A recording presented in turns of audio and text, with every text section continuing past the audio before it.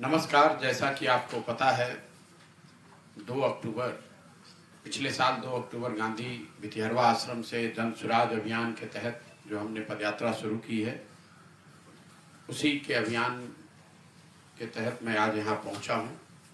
114-15 दिन हो गए चलते हुए हम लोगों को। पश्चिम चंपारण, उसके बाद पूर्वी चंपारण शिवहर से होते हुए यहाँ गोपालगंज पहुँचे हैं। पिछले 7-8 दिनों से मैं गोपालगंज आपके ज़िले में घूम रहा हूँ। यहाँ पर हम लोग बैकुंठपुर से आए, बैकुंठपुर, सिधवलिया, थावे, माझा, बरौली करते हुए यहाँ पर आ जाए हैं। अभी आगे कई दिनों तक मैं गोपालगंज में रहूँगा। अभी तक का जो अनुभव रहा है, जो लोगों से बातचीत करी, जो ज़मीन पर देखा समझा, उसका कुछ ब्यौरा आपसे साझा करेंगे। लेकिन जिले के बारे में जो पूरी एक सोच बनती है, जो समझ बनती है, वो जिले की पदयात्रा के बाद ही बता पाएंगे। इसलिए कि हम लोग का अभी तक का अनुभव रहा है कि जिलों के अंदर भी, प्रखंडों के बीच, पंचायतों के बीच काफ़ी असमानता विकास के नज़रिए से या परेशानियों के संबंध में, विषय भी अलग अलग हैं और लोगों की परेशानियां या उनके विकास का स्तर भी अलग अलग। लेकिन मोटे तौर पर 112-13 दिन का जो अनुभव रहा है, जिसमें कि दोनों चंपारण शिवहर का अनुभव भी शामिल है, उसके आधार पर मैं ये कह सकता हूँ कि बिहार में आज लोगों के नज़रिए से रोजगार और पलायन ये सबसे बड़ा मुद्दा है। पूरे इस यात्रा के दौरान सबसे ज़्यादा लोग बेरोजगारी से परेशान हैं, और बेरोजगारी सिर्फ सरकारी नौकरी को लेकर नहीं, कोई भी रोजगार का साधन जीविका के लिए भी उपलब्ध न होना, ये एक बहुत बड़ी समाज के लिए, राज्य के लिए चुनौती है। पटना में, गोपालगंज में बैठकर भी हम लोग को ये जानकारी होती है, जानकारी आपको भी है, सबको होती है कि भाई बिहार में बेरोजगारी बहुत है, पलायन बड़े स्तर पर होता है। लेकिन जब मैं गाँव में इतने लंबे समय तक चल रहा हूँ, तो इस समस्या का जो आर्थिक सामाजिक पहलू है, इसकी जो विकरालता है, वो बात समझ में आ रही है। मैं स्वयं बिहार का ही रहने वाला हूँ, बरसों मैंने बिहार में समय बिताया है, लेकिन इस तरह की विकराल स्थिति है, भयावह स्थिति है, ऐसा अंदाजा मुझे भी नहीं था। ज़्यादातर गांवों में 50% से ज़्यादा नवयुवक रोजी रोजगार के तलाश में दूसरे राज्यों में कहीं ना कहीं मजदूरी कर रहे हैं, और एक ऐसी सोच धीरे धीरे बन गई थी कि ये भूतकाल की बात है, लेकिन ये बात नहीं है। आज भी लोगों को मजबूरी में, जिसको अंग्रेजी में हम लोग डिस्ट्रेस माइग्रेशन कहते हैं, मजबूरी में जो लोगों को घर परिवार छोड़कर जाना पड़ रहा है, क्योंकि जो लोग बाहर गए हैं उनके परिवार परिजनों से जब मैं बात करता हूं तो पता चलता है कि ज्यादातर लोग अपनी इच्छा के विपरीत, इच्छा न होने के बावजूद उन्हें जाना पड़ा है, क्योंकि उनके घर पर रोजी रोजगार, परिवार, बच्चों को खिलाने के लिए दूसरा कोई साधन नहीं है। और जो वो काम कर रहे हैं, उनकी औसत मजदूरी मुझे जो समझ में आई है वो 12,000 से 15,000 रुपये महीने की है। इससे ज्यादा पैसा किसी को नहीं मिल रहा। किसी को 20,000 मिल रहा होगा, किसी को 10,000, लेकिन औसतन लोग 300-400 रुपये दिहाड़ी के आधार पर जाते हैं। मैं 12 से 15,000 उसको ऊपर की साइड में भी अगर हम लोग लेकर चले तो आज भी ये सच्चाई है कि 12 से 15,000 रुपये की मजदूरी के लिए लोगों को अपने घर परिवार, अपना गांव, अपना पंचायत छोड़कर देश के विभिन्न हिस्सों में सबसे कठिन काम करने के लिए बिहार के लड़कों को जाना पड़ रहा है। ये समस्या पश्चिम चंपारण में भी उतनी ही थी, पूर्वी चंपारण, शिवहर और गोपालगंज में भी ये समान तौर पर यही दिख रही है। जिलों के अंदर जहां पर जो बाढ़ प्रभावित क्षेत्र है, वहां पर ये समस्या और ज्यादा गंभीर है। ये चूंकि दोनों तीनों जिलों में काफी नदियां हैं, बाढ़ आता है, या नदियों के कटान से, नदियों के रास्ते बदलने से जो इफेक्टेड एरियाज हैं, वहां पर पलायन की समस्या और ज्यादा भयावह। पलायन और रोजगार के साथ जो सबसे बड़ी समस्या यहाँ है वो खेती किसानी करने वालों की, किसानों की जो परेशानी है उसको लेकर लोगों ने बताया।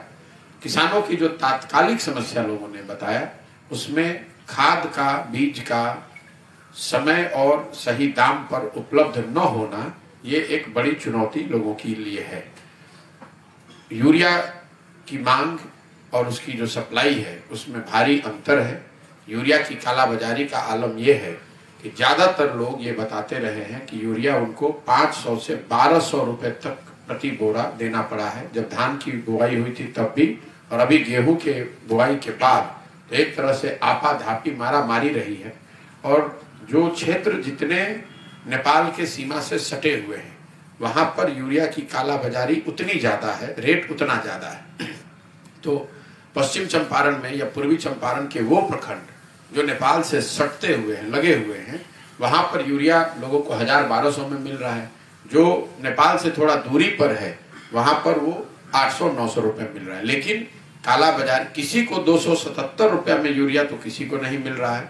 लोगों को इसके लिए भारी परेशानी का भी सामना करना पड़ा है।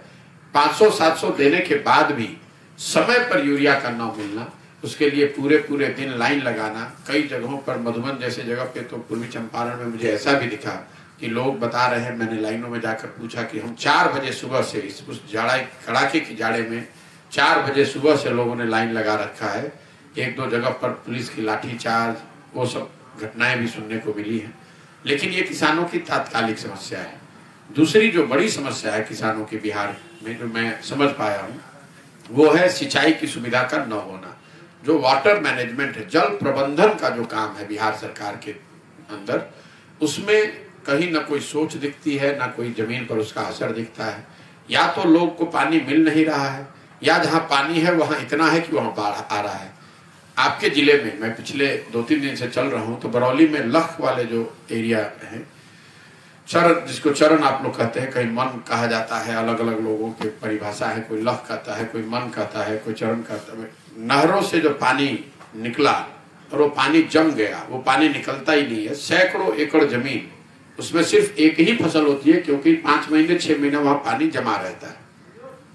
इसके अलावा बाढ़ की जो समस्या है दोनों चंपारण में, जहां नदियां नेपाल से आती हैं और कुछ हद तक गोपालगंज में भी कुछ एरिया में मुझे दिखा, नदियों में बाढ़ के आने से, और चूंकि बाढ़ का जो परिभाषा है सरकार की नजर में कि 3 दिन कम से कम पानी जमा होना चाहिए, ये जो एरिया है, इलाके हैं, इनमें पानी एक तरह से, बाढ़ जो है वो फ्लैश फ्लड की तरह, नदी में पानी बढ़ा, वो पानी आकर नुकसान कर दिया और फिर पानी चला गया। तो लोगों को दोहरी मार है, बाढ़ से नुकसान भी हो रहा है, और बाढ़ प्रभावित होने के नाम पर जो कुछ भी फौरी राहत उनको मिलनी चाहिए, वो राहत भी उनको नहीं मिल रही है, क्योंकि सरकार मानती ही नहीं है कि वहां पर बाढ़ आ रहा है।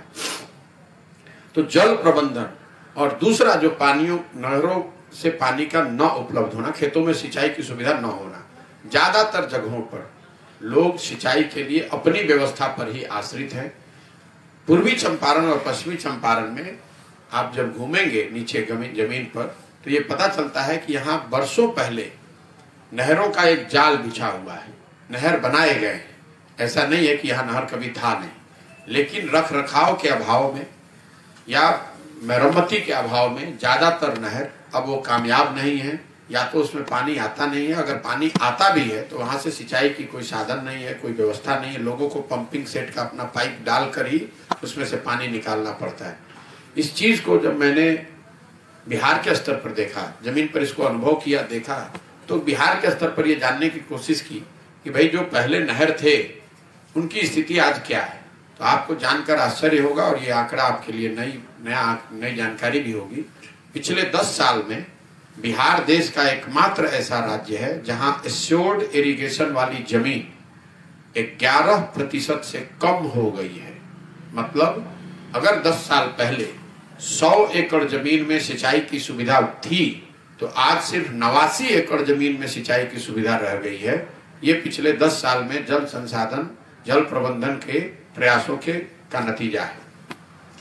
इसके साथ अगर खाद बीज की परेशानी, जल प्रबंधन की जो कुव्यवस्था है, इसके बावजूद जो किसान अपनी जी तोड़ मेहनत करके यहाँ जो उपज पैदा करता है, किसानों की गरीबी बदहाली का सबसे बड़ा कारण ये है कि वो जो इन सब कठिनाइयों के बावजूद जो फसल पैदा करता है, उसका भाव उसको नहीं मिलता, उसकी कीमत नहीं मिलती है। जिन इलाकों में मैं चला हूँ, अभी धान की कटाई हुई है, गन्ना कटा है, धान ज्यादातर लोगों ने बताया कि वो 1200 से 1600 रुपए क्विंटल ही लोगों ने बेचा है।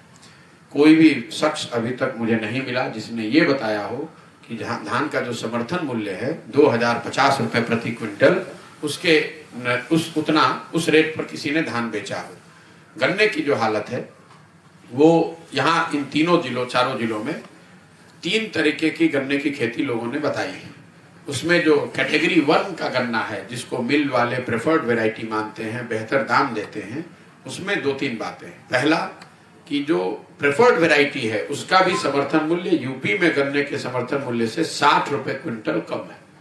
दूसरा, वो जो प्रेफर्ड वैरायटी है उसमें किसान बता रहे हैं कि वो सूख तेजी से रहा है और उसमें कीड़ा भी ज्यादा लग रहा है, तो किसानों का खर्चा उस गन्ने को उपजाने में ज्यादा है, रिस्क ज्यादा है। और तीसरा जो सबसे बड़ी परेशानी किसानों के पास है, घटतौली की, मिलों की जो मनमानी है, वो चाहे सिद्धवलिया मिल हो या चंपारण के जिलों के मिल हैं, चूंकि मिल ज्यादातर बंद हो गए, तो जो मिल चल रहे हैं उनकी पूरी तरीके से मनमानी है। हर ट्रेलर पे लोग बताते हैं कि 5 से 7-8 क्विंटल तक घटतौली की जा रही है। और जो गन्ने की किस्म है, वैरायटी है, उसमें भी वो मिल के जो मालिक हैं या जो चलाने वाले लोग हैं उनकी मर्जी पर है। आपने अपनी हिसाब से वैरायटी 1 की खेती की है, लेकिन जब आप वहां जाते हैं तो मिल वाला बताता है नहीं, ये वैरायटी 1 नहीं, वैरायटी 2 है, हमारे सैंपल में आपका वैरायटी 2 है, आपको यही रेट देना पड़ेगा। तो गन्नों की जो कीमत है, जो परेशानी है, मिलों की संख्या कम होने से मिलों की मनमानी हो गई है, मिल मालिकों की मनमानी है। किसानों को मजबूरी में जो गन्ना उन्होंने पैदा किया है उनको बेचना ही है, और जिस भाव पर औने पौने भाव पर मिल खरीद रहे हैं उनको बेचा जा रहा है। जो 2 अदर कैटेगरी के गन्ने हैं उसके किसान ये बता रहे हैं कि उनकी दिक्कत ये है कि भाव उनका कम है, लेकिन मिल वाले उसको ले भी रहे हैं पहली वैरायटी के खत्म होने के बाद।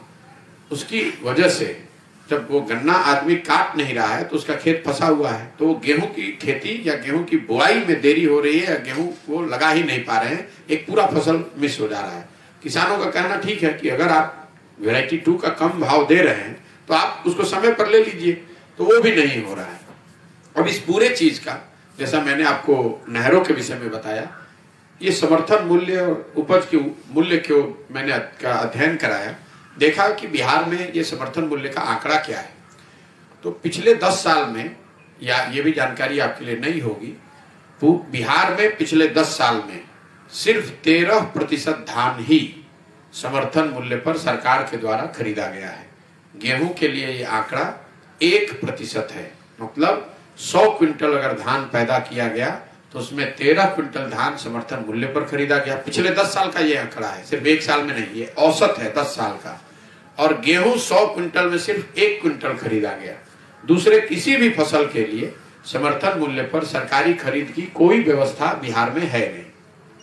हम लोग ज्यादातर बिहार में जब बैठते हैं तो पंजाब के किसानों की, उनकी आर्थिक स्थिति की चर्चा करते हैं। हम लोग को लगता है कि पंजाब का जो किसान है वो बहुत मजबूत है, वहां किसानी मजबूत है।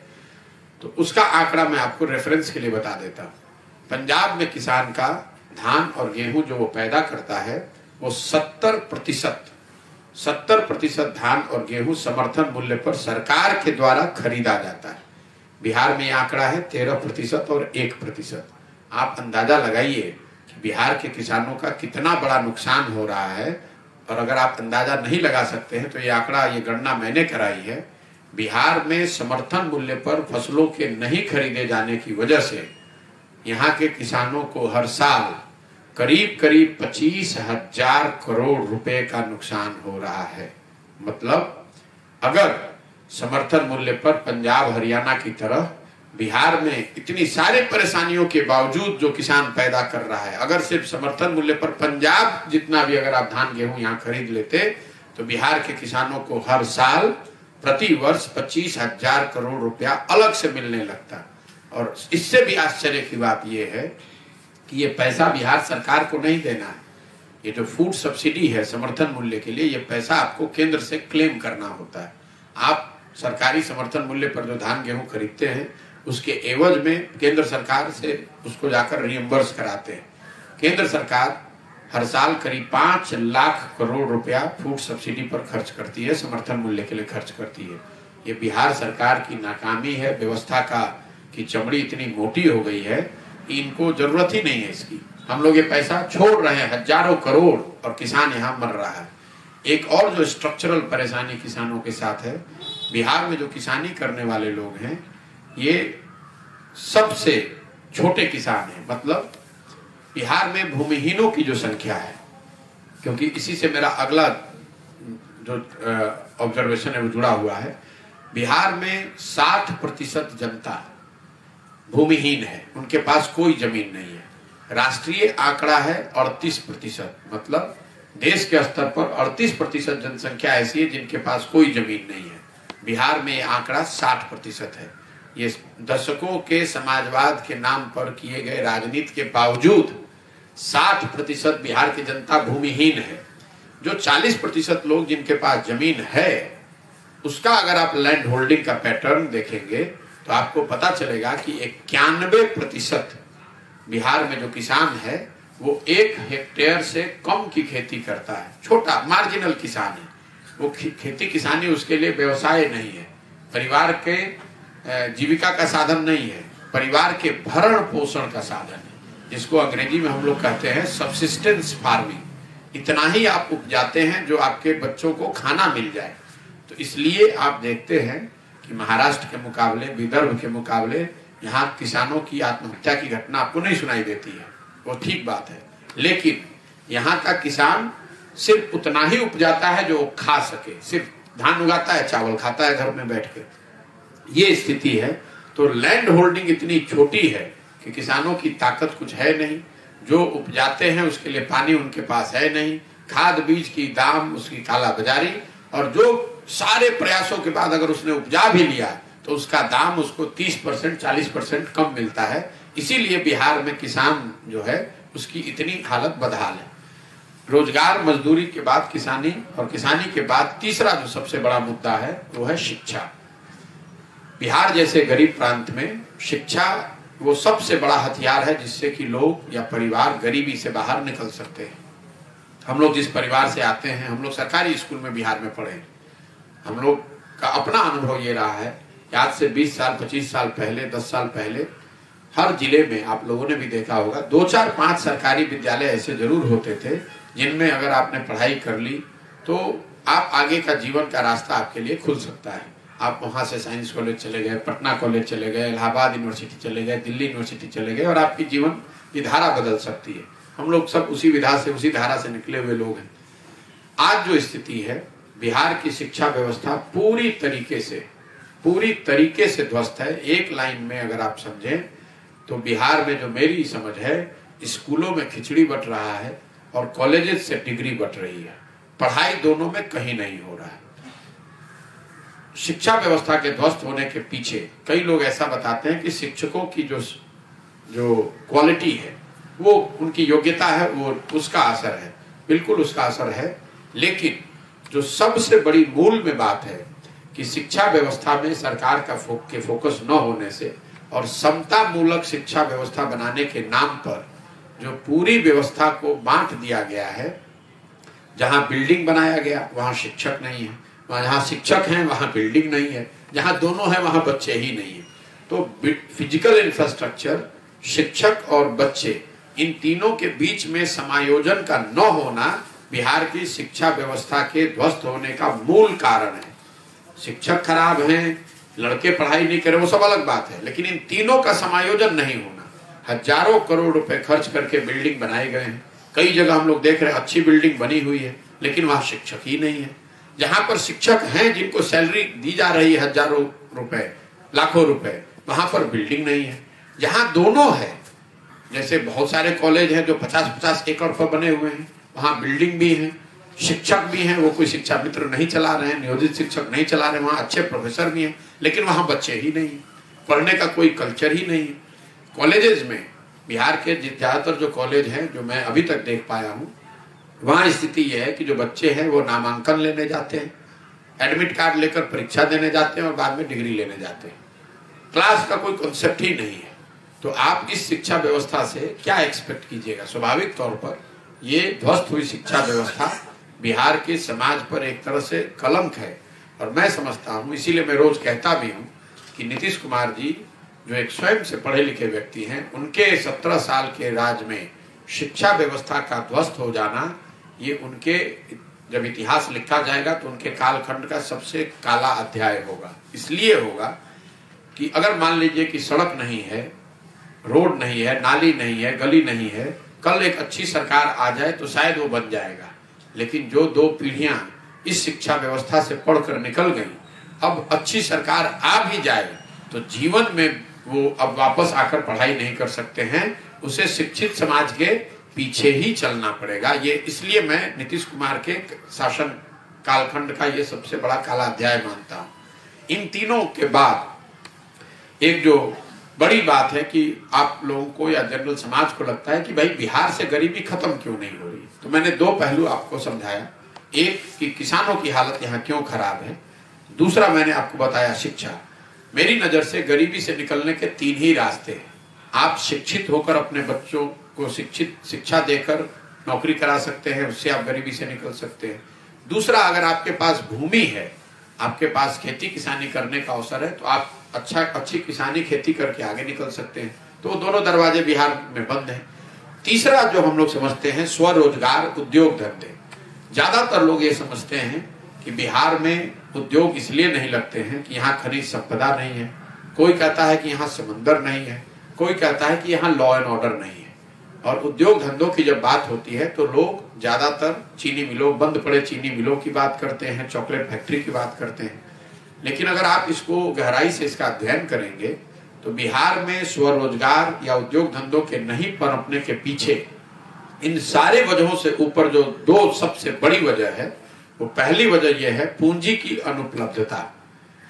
मैं उदाहरण के तौर पर आपको बता दूं, मान लीजिए कि आप पत्रकार हैं और आप एक YouTube चैनल चलाना चाहते हैं, तो अगर आपके पास बैंकों के माध्यम से या अपना परिवार का पूंजी हो या बैंकों से आप लोन ले सकते हैं, तो आप स्वरोजगार कर सकते हैं। आप YouTube चलाएंगे तो लोग आपके साथ काम भी करेंगे, वो रोजगार हो गया।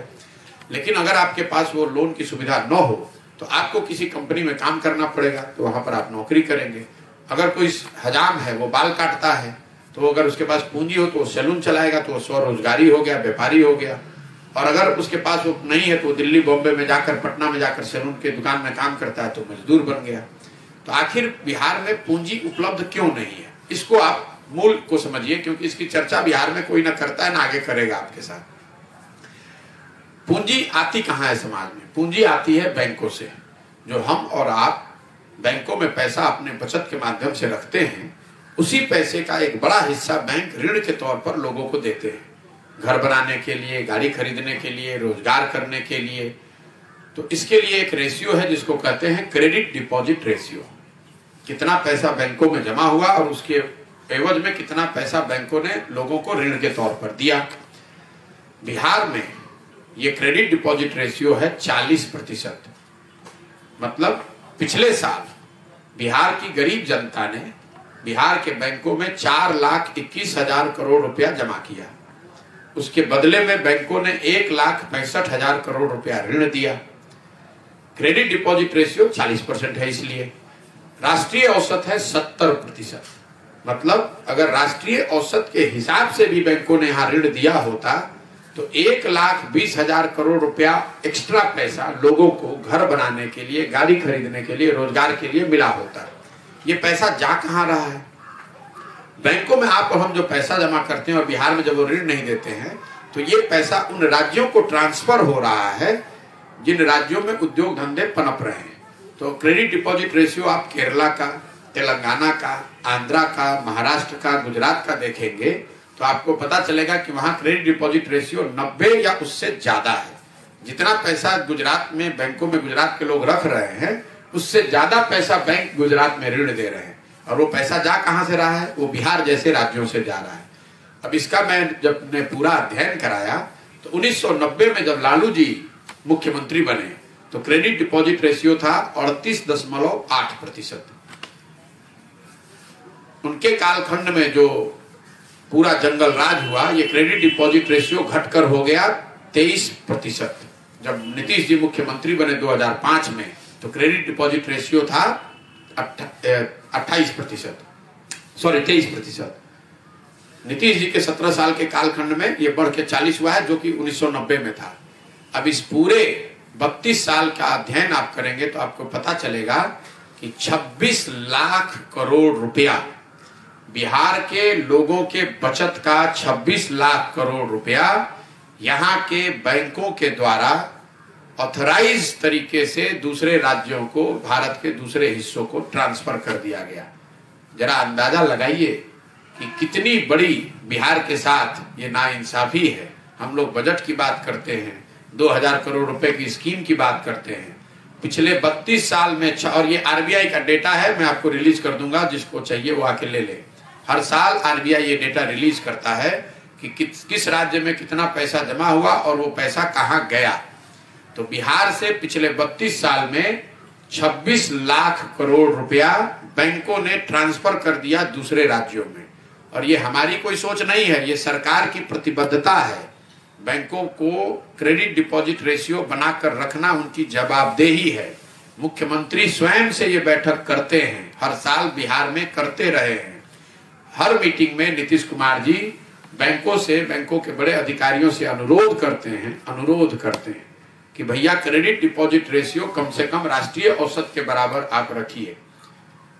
ये हालात है बिहार के, जिसकी वजह से बिहार का जो लड़का है वो उसके पास पढ़ाई कर नहीं सकता है, खेती किसानी कर नहीं सकता है, पूंजी उसके पास है नहीं ताकि वो स्वरोजगार कर सके। तो आखिर हम और आप गरीबी से निकलेंगे कैसे? आप जरा, बिहार का पिछले साल बजट कितना था? 2,37,000 करोड़। और 2 लाख करोड़ जो बिहार की जनता ने बचाया उसको आप ले जाके कर्नाटक और तमिलनाडु में इन्वेस्ट कर रहे हैं। तो पैसा हम लोग का वहां जा रहा है, लड़के हम लोग के जाकर वहां मजदूरी कर रहे हैं, और जो तमिलनाडु, गुजरात, राजस्थान में बन रहा है उसको लाकर बिहार में बेचा जा रहा है। तो ये स्थिति है जिसकी वजह से आपको बिहार में इतनी गरीबी, भयावह स्तर पर इतनी बड़ी संख्या में मजदूर दिखते हैं। ये बिहार की स्थिति है। तो ये तीनों चीजों पर जो मेरा नजरिया है मैंने आपको वो रखा, शिक्षा, कृषि और स्वरोजगार। इसके अलावा मैं 3-4 स्कीम जो गवर्नमेंट ऑफ इंडिया की है, जिसका जो मैंने देखा जमीन पर, उसके बारे में संक्षिप्त आपको बताता हूं। पहली जो सबसे बड़ी योजना जिसकी बड़ी चर्चा है वो है प्रधानमंत्री गरीब कल्याण योजना। बिहार में गरीब कल्याण योजना में 5 किलो अनाज किसी गरीब को नहीं मिल रहा है। सबको पता है, लेने वाले को, देने वाले को, कि ये 4-4.5 किलो अनाज ही लोगों को मिल रहा है। आप लोगों को भी जानकारी में होगी। ये जब बात मैंने पता करी, जो राशन दुकानों से बात करी, लोगों से बात करी, तो समझ में आया कि बिहार में हर क्विंटल पे, प्रति क्विंटल 40 रुपए के दर से व्यवस्थित तरीके हर महीने कमीशन काटा जाता है। और इस कमीशन में सारे जनप्रतिनिधि और अफसर दोनों शामिल हैं, इंक्लूडिंग विधायक। मैं कैमरे पे आपको कह रहा हूं, लोगों ने बताया कि विधायक भी जो है इसमें पैसा ले रहे हैं।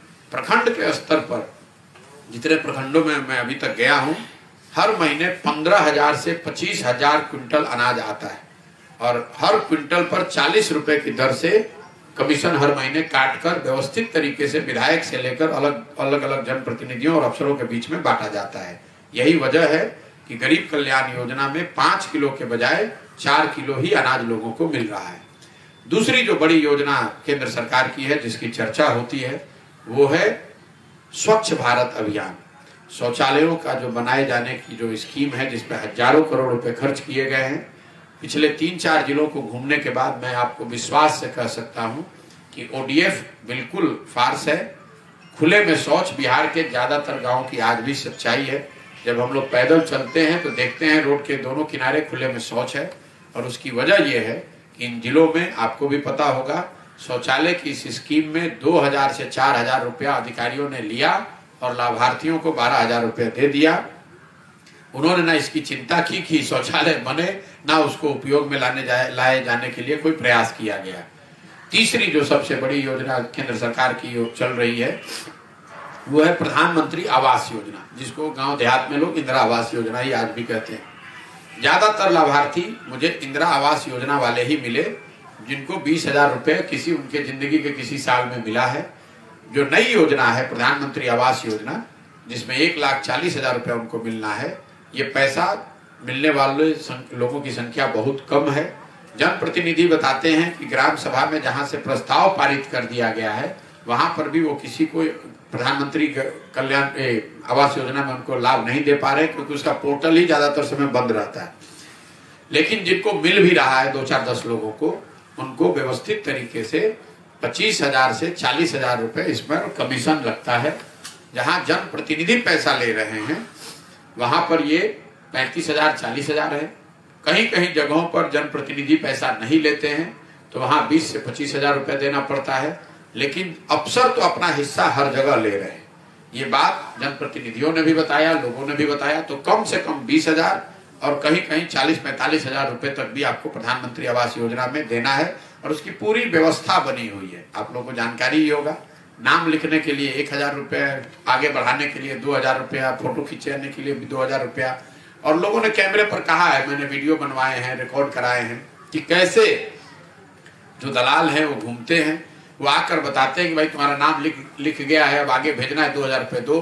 कुछ लोग तो मजाक में ये भी बताते हैं, मजाक के अपनी स्थिति बताते हैं कि हम लोग कहते हैं कि अब नहीं है 2,000 रुपया कहाँ से देंगे, गरीब आदमी है। तो कहता है तुम्हारे पास बकरी है, इसको बेचो, बेच के दो। तो ये पूरा उद्योग बन गया है। मैं इसकी चरम स्थिति है उसको तो मैं आपको बताना नहीं चाह रहा हूँ। गांव में व्यवस्थित तरीके से मनी लेंडर हो गए हैं जो पैसा देते हैं कि आप घूस दीजिए इंदिरा आवास योजना के लिए। ये भी ऐसे भी घटनाएं और ऐसे भी लोग मुझे मिले रास्ते में जो पैसा देते हैं कि ये 2,000 रुपये तुमको लोन पर दे रहे हैं, इंदिरा आवास का घूस दे दो ताकि इंदिरा आवास का पैसा मिलेगा। बाद में 2,000 रुपये पर 5 पैसे 10% ब्याज लगाकर हमको वापस कर देना जब पैसा मिलेगा। तो ये पूरा व्यवस्थित उद्योग बन गया है। चौथी जो एक योजना सरकार की है जिसने मुझे बहुत आश्चर्यचकित किया वो है मनरेगा का जमीन पर नहीं होना। मेरी अपनी समझ ये थी कि बिहार जैसे गरीब राज्य में जहाँ इतनी बड़ी भूमिहीनों की संख्या है, मजदूरी पलायन बहुत बड़ा मुद्दा है, यहाँ पर मुझे रास्ते में मनरेगा या मनरेगा से जुड़े हुए कार्य या लोग मिलेंगे। अभी तक 112-15 दिन में मुझे मनरेगा का काम होता हुआ या मनरेगा के किसान कहीं, मनरेगा के मजदूर कहीं जमीन पर नहीं दिखे, एक जगह भी नहीं दिखे। इस चीज को भी मैंने अध्ययन कराया, देखा तो पता चला कि बिहार सरकार में मनरेगा का यूटिलाइजेशन, पूरे देश में बिहार का मनरेगा का यूटिलाइजेशन सबसे कम 39%, पिछले साल 39% था। मतलब अगर बिहार के लोगों को मनरेगा के तहत पिछले साल 10,000 करोड़ रुपया केंद्र से मिल सकता था तो हम लोग सिर्फ उसमें 4,000 करोड़ रुपया ही लेकर आए। 6,000 करोड़ रुपया तो दिल्ली में ही सरेंडर कर दिया, वो पैसा लेकर ही नहीं आए। और जो पैसा लेकर आए उसमें मनरेगा में पीसी का जो रेट लोग बताते हैं वो है 40%। तो 4,000 में से 40% 1,600 करोड़ रुपया वो भी हटा दीजिए तो बिहार के लोगों को पिछले साल जो 10-12 हजार करोड़ रुपया मनरेगा के तहत मिलना चाहिए था उसके बदले उनको करीब 2,500 करोड़ रुपया मिला है। ये चारों सेंट्रल गवर्नमेंट की स्कीम हो गई। उसकी स्थिति जो मैंने देखी, बिहार सरकार की 2 बड़ी योजनाओं की चर्चा हर जगह है। एक है नल जल योजना। नल जल योजना समाज की नजर में, लोगों की नजर में पूरी तरीके से फेल है। हालांकि ऐसा नहीं है कि ये कहीं पर इसका इंफ्रास्ट्रक्चर नहीं बना है, हर जगह नाली, हर जगह उसकी टंकी, उसका स्ट्रक्चर सब बना हुआ है। लेकिन जिन जिलों में मैं घूम कर आया हूँ यहाँ पर ज्यादातर जगहों पर ये कामयाब नहीं है। पूर्वी चंपारण में स्थित, पश्चिमी चंपारण में स्थिति सबसे भयावह दिखी।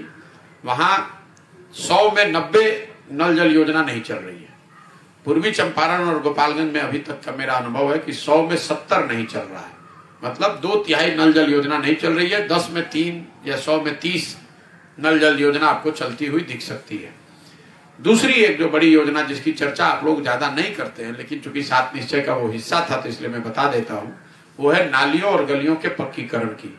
ज्यादातर लोग नहीं जानते हैं कि 7 निश्चय की सबसे बड़ी योजना नल जल योजना नहीं, नालियों और गलियों का पक्कीकरण था। उस समय अनुमान था कि इस स्कीम पर, इस योजना पर 5 वर्षों में 2015 से 20 के बीच में 80,000 करोड़ रुपया खर्च किया जाएगा। अभी जब मैं गांव में जा रहा हूं तो गली तो कहीं सिरे से बना ही नहीं है। ग्रामीण क्षेत्रों में गलियों की स्थिति बिल्कुल जो पहले थी वैसे ही है। 1970-80 के जमाने वाले में ही लोग जी रहे हैं। नालियों को लेकर जो परिकल्पना थी कि घरों से पक्की नालियों को निकाला जाएगा और उसको गांव में एक बड़े नाले से जोड़कर एक जगह जल के निस्तारण की व्यवस्था की जाएगी। जब मैं गांव में चल रहा हूं तो सड़कों के किनारे कई जगहों पर नाले बने दिख रहे हैं, बड़े वाले, लेकिन वो इतने बेतरतीब, बिना सोचे समझे तरीके से बनाए गए हैं कि ना उनको घरों के नालियों से जोड़ा गया है, ना उन बड़े नालों को कहीं नालों से पानी के निस्तारण की कोई व्यवस्था की गई है। तो मोटे तौर पर ये जो बड़े नाले हैं इसमें पानी निस्तारण के बजाय कूड़ा करकट का अंबार है वो कहीं चल नहीं रहा है। आज भी गांव में नालियों गलियों की स्थिति को लेकर लोगों की जो परेशानी है वो यथावत बनी हुई है। इसके अलावा दो और बड़ी स्कीम 7 निश्चय की थी, जिसको लोग धीरे धीरे भुला दिए हैं, पत्रकार भी सवाल नहीं करते हैं। ये 7 निश्चय की पहली योजना थी बेरोजगार युवकों के लिए 1000 रुपए का मासिक भत्ता। ना किसी युवक को पता है, ना किसी को मिला है, ना कोई पूछता है, ना कोई बताता है। तो ये मोटे तौर पर लोगों ने मान लिया है कि स्कीम एक तरह से दबा दी गई, बंद कर दी गई, लोगों को पता नहीं है। लेकिन कोई मुझे ऐसा नहीं मिला नवयुवक 18 से 35 साल में जिसको 1000 रुपए की मासिक सहायता सरकार से मिल रही है। दूसरी एक 7 निश्चय की जो बड़ी योजना थी वो थी स्टूडेंट क्रेडिट कार्ड की। उस समय का अनुमान था कि अगर उसको सही तरीके से लागू कर दिया जाए तो बिहार में 1 करोड़ से ज्यादा लोगों को इसका लाभ मिलता और 12वीं से आगे पढ़ाई के लिए किसी परिवार को अपने जेब से पैसा खर्च नहीं करना पड़ता, बैंकों से सस्ते दर पर ऋण मिलता ताकि लोग आगे पढ़ाई कर सकते अपने एम्प्लॉयमेंट तक। लेकिन इस स्कीम को भी धीरे धीरे लोगों ने भुला दिया है। इक्का दुक्का मुझे चलते हुए लोग कहीं मिलते हैं जो ये बताते हैं कि हमने स्टूडेंट क्रेडिट कार्ड के लिए अप्लाई किया हुआ है, वो नहीं मिल रहा है या अधिकारी पैसा मांग रहे हैं।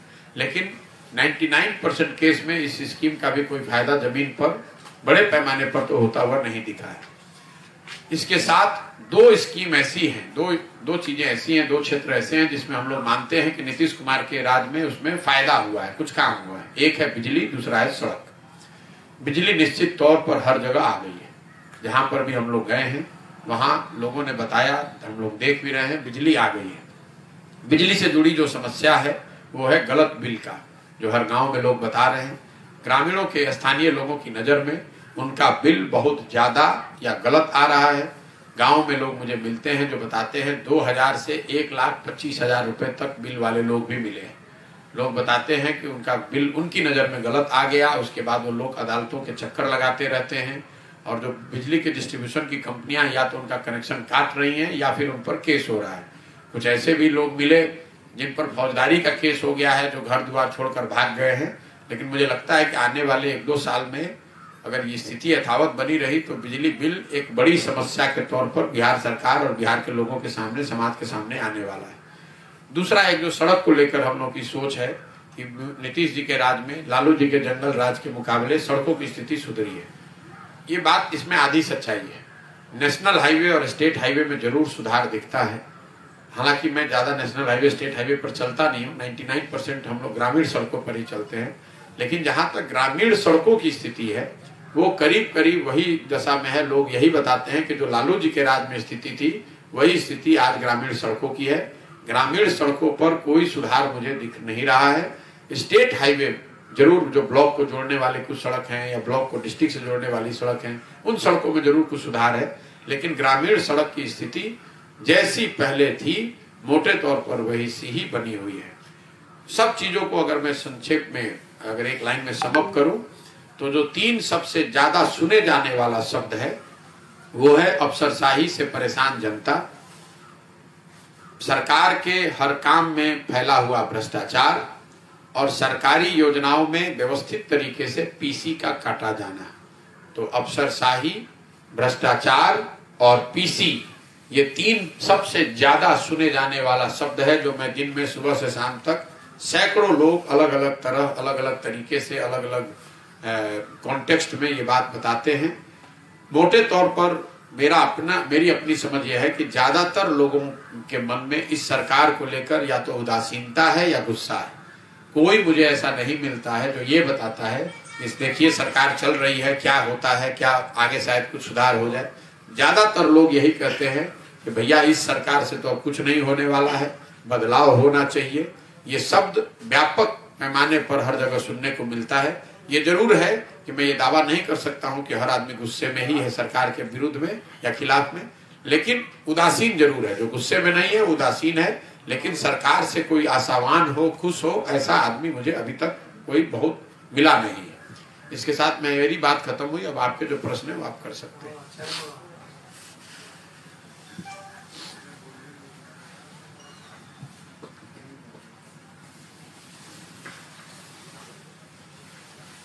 अगर आपके कोई प्रश्न नहीं हो तो हम लोग इसको प्रश्न है सर। सर आपने एक चीज की चर्चा नहीं की, शराबबंदी। शराबबंदी की चर्चा शराबबंदी की चर्चा इसलिए नहीं की कि मैं वो पहला शख्स हूं जो कि जिस दिन से बिहार आया हूं उस दिन से बिल्कुल कह रहा हूं कि शराबबंदी गलत है, इसको हटाया जाना चाहिए। जो लोग भी तर्क दे रहे हैं शराबबंदी के पक्ष में, उन लोगों को मैं खुली चुनौती दे रहा हूं कि आप बिहार को छोड़ दीजिए, देश को छोड़ दीजिए, दुनिया का कोई भी ऐसा उदाहरण मुझे दिखा दीजिए जहां शराबबंदी के जरिए आर्थिक, सामाजिक या अदर क्षेत्रों में कोई विकास या कोई बेहतरी हासिल की गई है। ये जो शराबबंदी है ये यूटोपियन आइडिया है, ये ऐसी चीज है जिसको आप लागू ही नहीं कर सकते हैं, इसलिए इसका बेनिफिट तो आपको होता नहीं है, इसके नुकसान आपको होने लगते हैं। तो 20,000 करोड़ रुपए का सरकार का नुकसान हो रहा है हर साल शराबबंदी की वजह से, और ये पैसा शराब माफिया और भ्रष्ट अधिकारियों के जेब में जा रहा है, लोगों की मौत हो रही है और शराब हर जगह मिल भी रहा है। स्थिति ये है। आपने कहा कि मैंने बात नहीं की, बात इसलिए नहीं की कि अब तो पत्रकार भी ये सवाल नहीं पूछते हैं, लोगों ने भी बताना छोड़ दिया है। मालूम है कि भी हर जगह हर घर में बिक रहा है, इसमें नई क्या बात है। खबर उतनी ही बन रही है जब कोई बड़ी संख्या में कहीं दुर्भाग्यपूर्ण किसी की मौत हो जाती है, क्योंकि ये जहरीली शराब से मौत का सिलसिला भी आप लोग को बेहतर पता है, ये आज नहीं शुरू हुई है, इक्का दुक्के मौतें तो होती रही हैं। उसको पुलिस प्रशासन या जनता डर के मारे पहले बताती नहीं रही है। जब वो 5, 7, 8, 10, 20, 50 घटनाएं लोगों की दुर्भाग्यपूर्ण मौत हो जाती है तो शायद सरकार उसको दबा नहीं सकती है। तो ये हालात बिल्कुल गलत बने हुए हैं। और ये जो दोनों तीनों दल हैं, नीतीश जी तो मतलब एक तरह से हद कर दी है उन्होंने, एक तरह से डिक्टेटर हो गए हैं कि नहीं ये लागू ही होगा चाहे कुछ भी हो जाए, चाहे जितने लोगों की जान चली जाए, इस पर सोचने समझने को तैयार नहीं। और इससे सबसे ज्यादा नुकसान गरीबों का है। जिन महिलाओं के नाम पर शराबबंदी लागू किया गया है, सबसे ज्यादा गरीब महिलाओं को प्रताड़ित किया जा रहा है। जो लोग, जिनके घरों के लोग पकड़ लिए जाते हैं तो महिलाएं दौड़ती हैं। मुझे दलित समाज की महिलाएं मिलती हैं जो कि ताड़ी के पेशे से जुड़े हुए लोग हैं, उनके घरों में घुसकर महिलाओं के साथ अभद्रता की जाती है। वहां दलित समाज की महिलाएं मिलती हैं जो बताती हैं कि उनको थाने में बुलाकर बैठा लिया जाता है ताकि उनके घर के जो पुरुष हैं वो आकर सरेंडर करें। तो उनको जो परेशानी है वो तो दिख ही रही। जो लाखों लोगों पर केस चल रहा है वो सब गरीब और पिछड़े समाज के लोग हैं। और सबसे बड़ी बात, जो नीतीश कुमार जी या कुछ लोग इसके समर्थक कह रहे हैं कि गांधी जी ने ऐसा कहा है, तो मैं आपके माध्यम से रोज कहता हूं, आपके माध्यम से भी खुली चुनौती दे रहा हूं कि अगर जिसने भी या जो भी दावा करता है कि वो गांधी जी को जानता है, पढ़ा है, तो मैं दावा कर रहा हूं अब गांधी जी का एक वक्तव्य लिखा हुआ या बोला हुआ दिखा दीजिए जो सरकार के द्वारा शराबबंदी के लिए उन्होंने कही है। गांधी जी ने सरकार के द्वारा शराबबंदी की बात अपने जीवन में कभी नहीं कही है, ना कहीं लिखी है। जो भी गांधी को पढ़ने का, समझने का दावा करता है, मैं उसको कैमरे पर खुली चुनौती दे रहा हूं। आप मुझे दिखा दीजिए कि गांधी जी ने ये कहां कहा है। गांधी जी ने शराब से होने वाले नुकसान और इसलिए समाज में जागरूकता और शराबबंदी, शराब को छोड़ने की बात, शराबबंदी की बात कही। उन्होंने सरकार के द्वारा कानून बनाकर शराबबंदी लागू करने की बात कहीं नहीं कही है। अक्सर आप कहते रहते हैं कि जब तक लोग नहीं सुधरेंगे तब तक कोई भी परिवर्तन नहीं होने वाला है, क्यों ना हम ही आ जाए सत्ता में। तो क्या ऐसा माना जाए कि जब तक लोग नहीं सुधरेंगे तब तक ना कोई आप पार्टी बनाएंगे ना कोई चुनाव लड़ेंगे? बिल्कुल नहीं, बिल्कुल आपने ठीक सुना है। क्योंकि देखिए, मैंने जो बातें बताई, आप यहाँ बैठे हुए हैं, ऐसी कौन सी बात है, कुछ आंकड़ों को छोड़ दीजिए, तो ऐसी कौन सी बात है जो आपको नहीं पता है। और अगर आपको नहीं भी पता है, जिन लोगों की जिंदगी में ये घटना घट रही है, जो लोग उन परिस्थितियों में रह रहे हैं, उन्हें तो ये सब पता है। इसके बावजूद अगर स्थिति नहीं सुधर रही है तो इसकी वजह सिर्फ नेता नहीं है। नेता तो फायदा उठा रहे हैं, लेकिन इसकी वजह यह है कि जो लोग इन परिस्थितियों में रह रहे हैं, उनके नस में जाति का, धर्म का या दूसरे बेवजह की चीजों को इतना घुसा दिया गया है कि उनको जीवन की अपने कष्ट, अपने बच्चों के कष्ट नहीं दिख रहे हैं। इसलिए जब वो वोट करते हैं, जब उनका समय आता है चुनाव करने का, तो जातियों के आधार पर, धर्म के आधार पर, भारत पाकिस्तान पुलवामा के आधार पर हम लोग वोट कर रहे हैं। और ये सिर्फ गरीब और अनपढ़ जनता के लिए नहीं है, बिहार की सारी जनता पर ये बात लागू होती है। बहुत पढ़े लिखे समझदार लोग भी, उनको सारी बात पता है, लेकिन जिस दिन वोट करने जाएंगे उस दिन आप भारत पाकिस्तान पुलवामा के नाम पर वोट कीजिएगा। तो मैं ये अभियान का यही पूरा पहला प्रयास ही वही है कि गांव गांव जाकर लोगों को ये बताया जाए कि अगर आप अपने कष्ट, अपनी स्थिति के लिए खुद सजग नहीं होंगे, अगर आप अपने बच्चे के लिए नहीं सजग होंगे, तो दूसरा कोई नेता, कोई दल नहीं कर सकता है, और मैं भी नहीं कर सकता, कोई नहीं कर सकता है। लोकतंत्र के मूल में जो बात बताई गई है कि आप जिस व्यक्ति, जिस विचारधारा, जिस पार्टी पर भी आपका भरोसा है उसकी मदद कीजिए, उसको जुड़िए, उसको वोट दीजिए, लेकिन ये भरोसा 5 साल के लिए होना चाहिए। 5 साल में अगर आपके भरोसे पर वो खरा उतरा, अगर उसने सही काम किया तो आप उसके साथ बने रहिए, लेकिन अगर वो व्यक्ति, वो दल, वो विचारधारा आपके भरोसे पर खरा नहीं उतरी, तो वही लोकतंत्र, वही संविधान आपको ये बताता है कि नागरिक होने के नाते ये आपकी जवाबदेही है कि जितनी मजबूती से आपने किसी की मदद की है, उतनी ही मजबूती से आप उसका विरोध भी करें।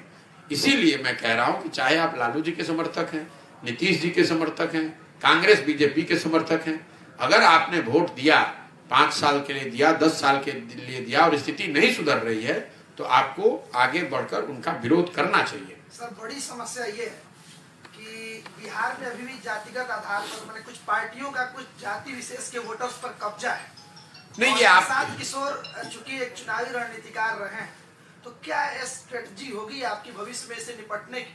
देखिए, ये तो सबसे पहले ये आपकी सोच है कि बिहार का सारा समाज सिर्फ और सिर्फ जातियों पर ही वोट करता है। अगर ऐसी बात होती तो आरजेडी, जिसको आप और हम और कुछ लोग यहाँ बड़ा दल मानते हैं, ये वही आरजेडी है जो यूनाइटेड बिहार में 51 एमपी जीत कर आए थे 54 में। आज उसी आरजेडी के 0 एमपी हैं इसी बिहार में। तो आपको क्या लगता है कि जिन जाति समूहों पर सो कॉल्ड, आपके शब्दों में, उनका कब्जा है, वो उन जाति के लोग बिहार को छोड़कर चले गए हैं? विधानसभा के सब मामले में है। चलिए मैं विधानसभा पर आ जाता हूँ। 2010 में नीतीश कुमार जी और भाजपा का गठबंधन था। सामने से लालू जी, पासवान जी और कांग्रेस एक साथ में थे। नीतीश कुमार जी और भाजपा का जो गठबंधन 2010 में था, उसको 205 सीट आया था। उस समय भाजपा की इतनी ताकत बिहार में नहीं थी। मोदी जी तो राष्ट्रीय परिदृश्य में नहीं थे, तो मोदी जी फैक्टर भी कोई नहीं था। चुनाव प्रबंधन और अमित शाह और आरएसएस, वो सारी बातें उस समय इतनी प्रमुखता से बिहार में नहीं थी। इसके बावजूद उस गठबंधन को 205 सीट मिला था। उनकी लड़ाई किससे थी? लालू जी, पासवान जी और कांग्रेस, जो उस समय आज के मुकाबले ज्यादा मजबूत थी, केंद्र में सत्ता में थी। तेजस्वी के मुकाबले तो लालू जी बड़े ही लीडर हैं। पासवान जी भी स्वयं उस गठबंधन में शामिल थे। इसके बावजूद उस गठबंधन को 25 सीट के आसपास मिला था। वो इसलिए मिला था कि 2005 से 2010 के बीच उस सरकार के प्रति समाज के एक बड़े वर्ग का ये नजरिया था कि इन लोगों ने बिहार को सुधारने की प्रक्रिया शुरू की है। अगर सिर्फ जातियों की ही बात होती तो वही गठबंधन 2020 में लड़ा। नीतीश जी के साथ साथ इस बार भाजपा और मोदी जी की ताकत भी थी, और सामने से लालू जी के बजाय तेजस्वी यादव थे। पासवान जी तो उस गठबंधन में थे ही नहीं, चिराग जी, और कांग्रेस भी पहले के मुकाबले कमजोर हुई है। इसके बावजूद आपने देखा कि नीतीश कुमार और भाजपा की उस गठबंधन को 120 सीट लाने में पसीने निकल गए।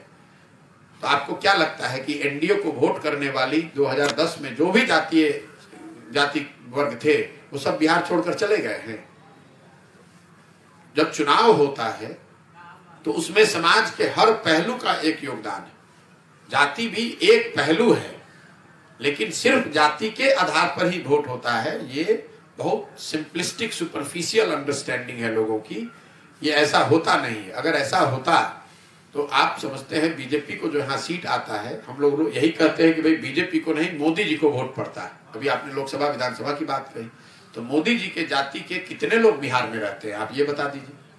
आप ही खुद कह रहे हैं कि हर आदमी जाति पर ही वोट देता है, तो मोदी जी के जाति का तो एक भी आदमी नहीं रहता है बिहार में, तो मोदी जी को तो एक वोट भी नहीं मिलना चाहिए। तो दोनों बात को तो आप खुद ही कॉन्ट्रडिक्शन आपको दिखेगा। लेकिन बरसों से चूंकि आप यही लिखते, पढ़ते, सुनते रहे हैं, तो सच्चाई आपके आंख के सामने है, लेकिन आप उसको मानने को तैयार नहीं है। और आपके उसके लिए आपको कोई राजनीतिक विशेषज्ञ नहीं होना। मैं आंकड़े आपको एकदम सिंपल शब्द में बता रहा हूं कि भाई मोदी जी के जाति का कोई बिहार में रहता नहीं है, और आप ही पत्रकार बंधु लिखते हैं कि मोदी जी के नाम पर ही भाजपा जीत रही है, उन्हीं के नाम पर वोट पड़ रहा है। तो दोनों बात सही कैसे हो सकती है? तो फिर आप तुरंत कहिएगा कि नहीं भैया, उनको जाति पर नहीं पड़ता है, वो लोग वोट, वो तो हिंदू के नाम पर पड़ता है, जाति पर तो नहीं पड़ता है ना। अपने आप अपने कह दिया कि जाति के अलावा भी दूसरा फैक्टर है ना। तो सिर्फ जाति फैक्टर नहीं है, जाति भी एक फैक्टर है। सर, आपने बताया कि पद यात्रा के दौरान आपने ऑब्जर्व किया कि बेरोजगारी और जो है गरीबी काफी बिहार में बहुत बड़ा मुद्दा है। आप भी सर जदयू के उपाध्यक्ष रहे हैं। हम लोग जानना चाहते हैं कि क्या आपने उस वक्त कोई सार्वजनिक बातें कही थी इस पे, या फिर कोई कदम उठाया था, इंक्लूडिंग सर बिहार में जो युवक बाहर जॉब कर रहे थे उनके रिटर्निंग में कोविड काल में भी, या फिर इस मैटर में आपने क्या बात की थी? देखिए, कोविड काल में तो मैं उनके साथ नहीं था। कोविड 2020 में हुआ था। उससे पहले, कोविड शुरू होने से पहले फरवरी 2020 में ही मैंने छोड़ दिया था उनको। पहली बात तो मैं सरकार में नहीं था, लेकिन जरूर मेरी जवाबदेही है। मैं कहीं था तो मेरी जवाबदेही है। ये जो पूरी आप बिहार में चर्चा सुनते हैं 7 निश्चय की, इसकी परिकल्पना 2015 में करने वालों में मैं रहा हूं। 7 निश्चय प्रशांत किशोर या नीतीश कुमार ने नहीं बनाया था। पूरे बिहार में 40,000 गांवों में सर्वे करके उस समय मैंने इसको बनवाया था। उस समय की ये सोच थी कि बिहार सरकार का एक बड़ा बजट, 2/3 से ज्यादा बजट इन 7 योजनाओं पर खर्च किया जाएगा। और अगर आप 7 निश्चय की योजनाओं को देखेंगे, अगर उसका 10% भी जमीन पर लागू कर दिया गया होता तो आज बिहार की स्थिति बिल्कुल अलग होती। मैंने सिर्फ योजना नहीं बनवाई, मुझे इस बात का अंदाजा था कि बिहार की जो ब्यूरोक्रेसी है, बिहार का जो सिस्टम है, उससे इसको इम्प्लीमेंट नहीं किया जा सकता है। इसलिए मैंने बिहार विकास मिशन की एक परिकल्पना भी की थी। हजारों लोग देश विदेश से अच्छे लोगों को लाकर सरकार के साथ जोड़कर इन योजनाओं को चलाया जाए, इसकी परिकल्पना की गई थी। मैं यहाँ से चला गया, उसके बाद आपने लागू नहीं किया तो उसका दोष आप चाहे जितना मुझे देना चाहें, लेकिन आप दोष मुझे देंगे कि जो लोग इम्प्लीमेंट कर रहे हैं उसको देंगे, या आपके विवेक पर मैं छोड़ता हूं। आपसे मैं ये जरूर जानना चाहूंगा कि अगर बिहार में 18 से 35 साल के हर बेरोजगार युवक को 1000 रुपए महीने की राशि मिलने लगती तो उससे फायदा होता या नुकसान होता समाज का? अगर बिहार के हर घर में नल से पानी पहुंच जाता तो उससे बिहार के लोगों की स्थिति बेहतर होती या खराब होती? अगर बिहार के हर नली और गली का पक्कीकरण, जो देश में कहीं पर उतने बड़े स्तर पर नहीं प्लान किया गया है, वो कर दिया गया होता 80,000 करोड़ रुपए लगाकर बिना भ्रष्टाचार के, तो उससे आज गाँव की स्थिति बदली होती कि नहीं बदली होती? अगर बिहार के हर खेत में सिंचाई का एश्योर्ड पानी पहुंचा दिया गया होता तो उससे किसानों की स्थिति सुधरती कि नहीं सुधरती? ये मैंने बातें कही, योजना बनवाई, पैसे एलोकेट करवाए, उसको करवाने के लिए बिहार विकास मिशन बनवाया। मैं स्वयं सरकार में कभी शामिल नहीं रहा हूं, लेकिन सलाहकार होने के नाते जो मुझसे बना मैंने किया। लेकिन अगर आप चाहते हैं कि वो दोष मेरे पर देना तो भी दोष है, मान लिया कि मेरा ही दोष है, तो भी मैं आज अपने स्तर से जितना हो सकता है मैं प्रयास कर रहा हूं और एक ईमानदारी से उसको बेहतर बनाने का प्रयास कर रहा हूं। हर गांव में, हर शहर में, हर पंचायत में जो लोग यहाँ 20-30 साल से राजनीति कर रहे हैं, उनको जो पता नहीं है, मैं हर गांव हर घर जा रहा हूँ, पैदल चल के जा रहा हूँ, हर पंचायत की अगले 10 साल की विकास की योजना बनवा रहा हूँ। इसको कैसे इम्प्लीमेंट करना है, किन लोगों को साथ लेकर चलने की जरूरत है, इसीलिए अपने जीवन का सब कुछ छोड़कर रोड पर रोज घूम रहे हैं। प्रशांत किशोर जी से अगर पूछा जाए भविष्य की राष्ट्रीय राजनीति के बारे में, अभी तक चूंकि बिहार की राजनीति की बात होती रही, तो अगले प्रधानमंत्री पद के रूप में अगर आपको 4 विकल्प दिया जाए तो किसे पसंद करेंगे? नरेंद्र मोदी, नीतीश कुमार, ममता बनर्जी, अरविंद केजरीवाल? मैं किसी भी राष्ट्रीय मुद्दे पर, मेरा ये स्वभाव नहीं है कि जिन मुद्दों से मैं जुड़ा न हूं उस पर टीका टिप्पणी करना। आप बिहार के पत्रकार हैं तो आपने देखा होगा कि पिछले साल मई से पहले पिछले 3 साल में बिहार में छोटी बड़ी हर वो घटना जो यहाँ हुई होगी, मैंने आज तक कभी कोई टीका टिप्पणी उस पर नहीं की है। तब मैं राष्ट्रीय राजनीति के मामले में ही बोलता रहा हूँ, चाहे वो CA NRC हो, चुनाव के मामले हो, कोई राष्ट्रीय समीकरण की बात हो, गठबंधन की बात है, लेकिन मैंने वो काम छोड़ दिया है और तय किया है कि मुझे बिहार के बाहर न देखना है, न जाना है, न कुछ करना है। मैंने अपने जीवन के कुछ वर्ष सिर्फ और सिर्फ बिहार को समझने, बिहार की स्थिति को बेहतर बनाने के लिए एक सोची समझी रणनीति बनाने और इसके लिए ईमानदारी से प्रयास करने के लिए लगाया है। अब आज केरल में क्या हो रहा है, भारत जोड़ो यात्रा में क्या हो रहा है, ममता बनर्जी क्या कर रही हैं, नरेंद्र मोदी जी क्या कर रहे हैं, ये ना मेरा विषय है, ना मेरी उसमें शामिल होने की कोई दिलचस्पी है। आप देखिए, जब 2 अक्टूबर से मैंने चलना शुरू किया है तो मैं गाड़ी पर पैर तक नहीं रखता हूँ, मैं 1 मिनट के लिए अपने घर तक नहीं गया हूँ, मैं ना छुट्टी मनाने जाता हूँ, ना पर्व त्योहार में ब्रेक लेता हूँ, मैं यहीं रहता हूँ, गांव में ही रहता हूँ, यहीं पे रहता हूँ, यही काम आगे कई महीनों सालों तक करूंगा। मुझे कोई मेरी दिलचस्पी नहीं है, क्योंकि मैं बाहर जाऊंगा तो आप ही लोग कहिएगा कह रहे तो बिहार में 2 दिन आए 2 दिन वहां चले गए। मैं किसी भी राष्ट्रीय मुद्दे पर अनलेस कि उसका सरोकार बिहार से हो, मैं उसमें उलझना नहीं चाहता हूं। और आपने कहा मेरी क्या पसंद है, मेरी पसंद मैं वोट के जरिए बताऊंगा। भाई देयर इज ए रीजन कि वोट सीक्रेट क्यों है। अगर सीक्रेट नहीं होता तो हम आपसे पूछेंगे आपका क्या पसंद है, आप बताइएगा। और देश की पसंद देश के सामने दिखेगी, जो लोग दिखाएंगे वो आपको भी मानना है, हमको भी मानना है। मेरी जो अपनी व्यक्तिगत पसंद है वो मैं वोट के जरिए, जब मैं वोट दबाऊंगा तो जाकर वहां आप देखेंगे। सर आपके पदयात्रा में बहुत पैसे खर्च होंगे, कहाँ से फंडिंग होता है? भाई रोज मैं बताता हूं इस बात को कि ये पूरी जो पदयात्रा है इसको चलाने के लिए जो पैसे की व्यवस्था है वो उन राज्यों में मेरे मित्र दोस्त मेरे शुभचिंतकों के जरिए की जा रही है, जिन राज्यों में आज उन लोगों की सरकार है जिनके बनने में हमने अपना कंधा लगाया है। आज देश में 6 ऐसे राज्य हैं जहां पर मुख्यमंत्री या जहां पर सरकार उन लोगों की है जिनके बनने में हमने कंधा लगाया है, या जो लोग अपनी राजनीतिक गतिविधियों के लिए मेरे सलाह पर आधार निर्भर करते हैं, मेरी मदद लेते हैं। उन राज्यों के लोगों से, उन राज्यों में जो हमारे शुभचिंतक हैं जो इस चीज के लिए मदद कर सकते हैं, उनसे मदद ले रहे हैं। और दूसरा, मैं बिहार में इस पूरी व्यवस्था के साथ के क्राउड फंडिंग का देश में सबसे बड़ा अभियान शुरू कर रहा हूं, वो व्यवस्था बना रहा हूं जिसमें अगर इस अभियान को आगे चलाया जाना है तो बिहार के लोगों से 100 रुपया 200 रुपया उनके मोबाइल के जरिए लिया जा सके, ताकि लक्ष्य ये है कि अगर जनसुराज को दल बनना है, चुनाव लड़ना है, तो 2 करोड़ बिहार के लोगों से कम 100 रुपया बैंकों के जरिए, मोबाइल के जरिए लिया जाए। 200-300 करोड़ रुपया इकट्ठा हो जाएगा, उसके बाद किसी से पैसे लेने की जरूरत नहीं है। पैसे मैं बिहार के बड़े लोगों से इसलिए नहीं लेता हूं कि अगर मैं घर घर घूम कर ये कह रहा हूं कि गरीब से गरीब व्यक्ति में भी क्षमता अगर है, समाज की नजर में वो सही व्यक्ति है, तो उसको चुनाव लड़ाने, आगे बढ़ाने की जिम्मेवारी जनसुराज की है।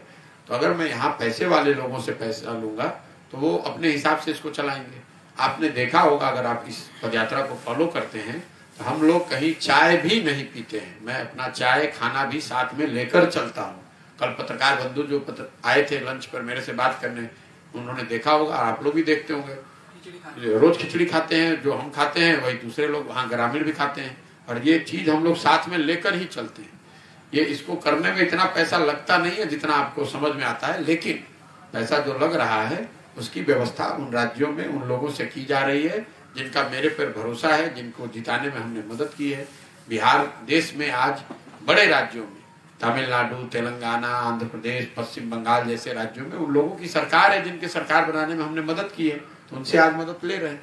पदयात्रा का मकसद क्या है? सिर्फ लोगों को अवेयर करना या फिर आगे तक इलेक्शन? रोज लिखा हुआ है, सुबह से शाम तक गला फाड़ फाड़ के 100 बार समझा रहे हैं कि पदयात्रा का मकसद क्या है। पदयात्रा का मकसद है समाज की मदद से एक नई राजनीतिक व्यवस्था बनाना, एक ऐसी व्यवस्था जो लोगों के द्वारा मिलकर बनाई जाए और लोगों के द्वारा ही चलाई जाए। पदयात्रा का मकसद है कि हर पंचायत के विकास के लिए अगले 10 साल के विकास की एक योजना बनाई जाए, ताकि अगर सही लोग चुनकर आ भी जाएं तो उनके पास एक सही योजना हो।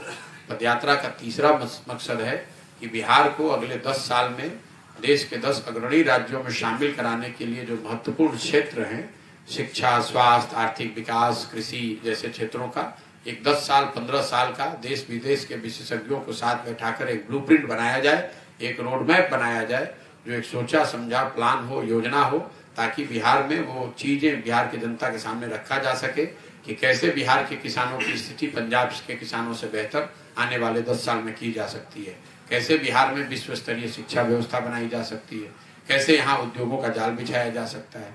यही पदयात्रा का उद्देश्य है। सर एक सवाल है कि जैसे फंडिंग के बारे में सर बताया कि कोई है जो हमें मदद कर रहे हैं, कोई नहीं, मतलब जो उन राज्यों में वो आप लोग उसको समझ, उन राज्यों में वो पार्टी हो सकते हैं, पार्टियों के शुभचिंतक हो सकते हैं, जो तृणमूल की मदद कर रहे हैं वही लोग हमारी मदद कर सकते हैं, जो लोग जगन मोहन रेड्डी की जो मदद करता होगा वो हमारी मदद कर सकता है, या जगन मोहन रेड्डी की पार्टी सीधे मुझे मदद कर सकती है। इसमें आपको क्या नहीं समझ में आ रहा है? वैसे लोगों का स्वार्थ क्या है? क्योंकि फंडिंग स्वार्थ कुछ नहीं है, उनकी हमने मदद की है, वो हमको मदद कर रहे हैं। स्वार्थ हमारा दिमाग है और क्या है। कल आपको हमसे जरूरत पड़ेगी पूछने के लिए तो आपको मदद लगेगी, हम उनकी मदद करेंगे, वो हमारी मदद कर रहे हैं। चोरी नहीं करते हैं, ठेकेदारी नहीं करते हैं, किसी से पैसा नहीं लेते हैं। भाई हम कोई फैक्ट्री तो चलाते नहीं है, ठेकेदार हैं नहीं, अफसर मंत्री हैं नहीं, हम तो अपने दिमाग का ही खाते हैं, हमारे सलाह का ही तो पैसा लोग देते हैं। ये बहुत बहुत धन्यवाद।